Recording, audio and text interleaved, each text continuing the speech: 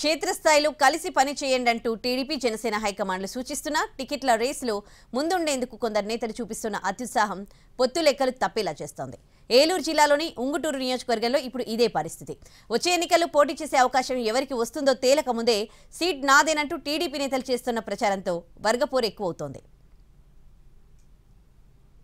ఉమ్మడి పశ్చిమ గోదావరి జిల్లాలోని ఉంగుటూరులో టీడీపీ జనసేన పార్టీల మధ్య రాజకీయ కాక రెట్టింపు అవుతోంది. పొత్తుల్లో ఎవరికి టికెట్ వస్తుందో ఇంకా క్లారిటీ రాకపోవడంతో నేతలు 1000 కళ్లతో ఎదురు చూస్తున్నారు. వాస్తవానికి ఉంగుటూరు అసెంబ్లీ సెగ్మెంట్లో కాపు ఓటర్లదే హవా. అయితే టీడీపీ నుంచి కమ్మ సామాజిక వర్గానికి చెందిన మాజీ ఎమ్మెల్యే గన్ని వీరాంజనేయులు వచ్చే ఎన్నికల్లో పోటీ చేసేందుకు ఆశగా ఎదురు చూస్తున్నారు. జనసేన నుంచి క్షత్రియ సామాజిక వర్గానికి చెందిన పచ్చమట్ల ధర్మరాజు పోటీకి సై అంటే సై అంటున్నారు. ఈ ఇద్దరు ఇప్పుడు ఆధారపడింది నియోజకవర్గంలో మెజార్టీ ఓటర్లైన కాపు సామాజిక వర్గంపైనే.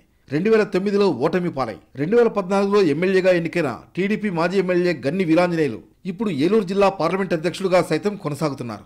వచ్చే ఎన్నికల్లో మాత్రం సీన్ మారేదిగా ఉంది. ఇలాంటి పరిస్థితుల్లో ఉంగుటూరు టికెట్ జనసేనకే ఇవ్వాలని అభ్యర్థిస్తున్నారు.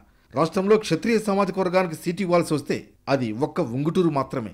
దీంతో కాపు ఓటర్లు ఎక్కువగా ఉండే నియోజకవర్గం కావడంతో ఈసారి ఎన్నికల్లో టీడీపీ కాకుండా జనసేనకే అక్కడ అవకాశం ఇస్తే భారీ మెజార్టీతో విజయం సాధిస్తారనేది మరో లెక్క.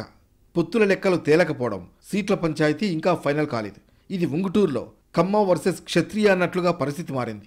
వీరిద్దరిలో కీలకమైన సామాజిక వర్గం ఎవరికి కాపు కాస్తుందో అనేది సస్పెన్స్. గతంలో లోకేష్కు దగ్గరగా ఉన్న నేతలు దూరం అంటున్నారు.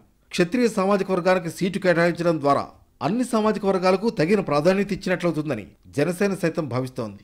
టీడీపీ కమ్మ అభ్యర్థి కంటే జనసేన అభ్యర్థికి ఓటింగ్ శాతం పెరుగుతుందనే విశ్లేషణలు సాగుతున్నాయి. దీంతో నియోజకవర్గంలో టీడీపీ జనసేనల మధ్య పైకి కనిపించని కోల్డ్ వార్ మొదలైంది. ఉమ్మడి పశ్చిమ గోదావరి జిల్లాలో ఉంగుటూరు తరహాలో దాదాపుగా అన్ని నియోజకవర్గాల్లోనూ ఇదే పరిస్థితి కొనసాగుతోంది. ఫైనల్ గా ఏ పార్టీ అభ్యర్థి బరిలో ఉండబోతున్నారనేది ఇరు పార్టీల నుంచి ఉమ్మడి జాబితా విడుదల కావాల్సి ఉంది.